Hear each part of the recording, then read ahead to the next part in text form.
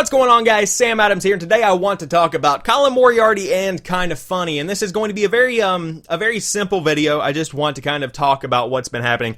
But for those that are not aware, Kinda Funny is pretty much a company that has two YouTube channels, a Twitch channel, and they do collaborations with other content creators and groups, but pretty much they talk about everything from everyday life stuff on the Kinda Funny channel to specifically gaming stuff on the Kinda Funny Games channel. They have a podcast by the name of PS I Love You XOXO, which is the most popular gaming podcast out there, really, and they are, by all means, a very successful company. Now, this week, one of the co-founders of Kinda Funny, Colin Moriarty, has chosen to resign from the company because of a controversial tweet that he made on International Women's Day that said something along the lines of, peace and quiet, hashtag a day without women.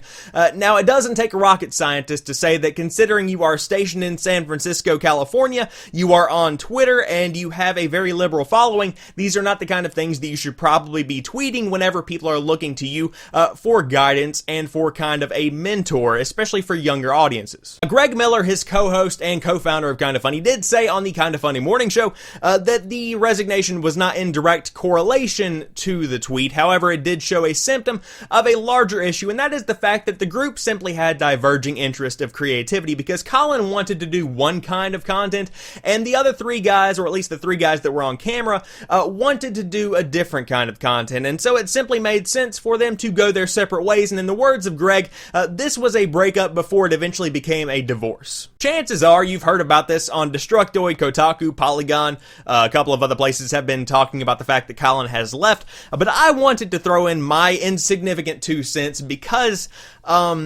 this has impacted me a lot more than I thought it would. I don't like to get connected to things, especially things that are simply online shows. But Colin brought something to Kinda Funny that set the podcast and the shows and the channels apart from others that are out there on the internet. When it comes to talking about video games and making shows about gaming and all of that good stuff like IGN and GameSpot and Easy Allies and all of these places do, there is a very streamlined way of doing that, where you talk about what new games are coming out, what games have come out, what you've been playing, reviews, news, all of that good stuff. There is a very simple way to do that, and a lot of people tend to stick to that. And to some degree, Kinda Funny sticks to that, especially whenever it comes to Greg, Tim, and Nick. Of course, Nick doesn't even play games. Tim plays a lot of Nintendo stuff, and he's been picking up PlayStation. But the fact of the matter is, they all kind of stick to that same kind of algorithm. But with Colin, it was something different. He stuck to that algorithm, and he stuck to what was known to work in the gaming industry, but at the same time, he brought a new level of culture, of intellectualism, of conversation, of history into the gaming conversation, and it was something that combined gaming with the real world almost. It combined gaming with what you learn in college, gaming with music, with movies, with reading, with history. It brought everything together to make gaming not sound like so much of just a hobby that you do, but more so something that's kind of like ingrained into every other part of society and reflects society itself. It just made almost the gaming conversations a conversation about philosophy. Now, this brings me to the point that I want to drive home. Colin has more ability than he has been tapping into, especially over the course of the past couple of years. And of course, I am just a bystander watching the conversation unfold on Twitter. I am just a fan that is watching the podcast as they roll out throughout the week. But that being said, it seems like over the course of the past couple of years, Colin has become stagnant. He has become complacent with the kind of content that they have been making, and he simply doesn't feel fulfilled, or he doesn't seem fulfilled on the camera. And so with this opportunity to become independent, he is freeing himself up to do pretty much whatever he wants and allow his mind to focus on video games if he would like to focus on politics if he would like to, music, movies, whatever he might want to do.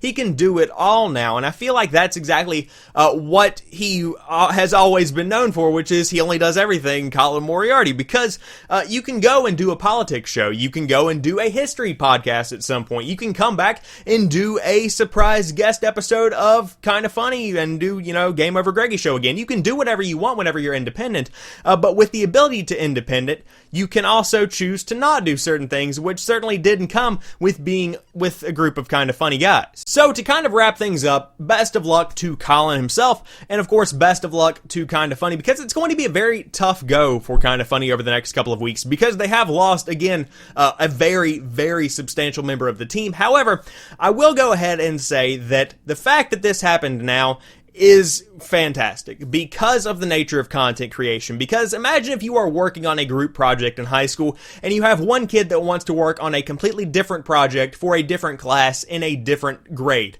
Like, it is... You just simply can't work with someone that isn't wanting to work on the same kind of thing. And that's what we would have seen with Kinda Funny over the next couple of years. Because, whether there had been some kind of agreement to just make the content and keep working, there would not have been any kind of level of real passion, of real fun. It wouldn't have been genuine. And so with this split, Colin can go off and work on exactly what he wants to work on, and Kinda Funny can focus on making the kind of content that they are proud of and that they all support wholeheartedly. And so ultimately, it's going to lead to better content down the road than we would have seen if the group had simply stuck together like fans wanted. And let's be real here.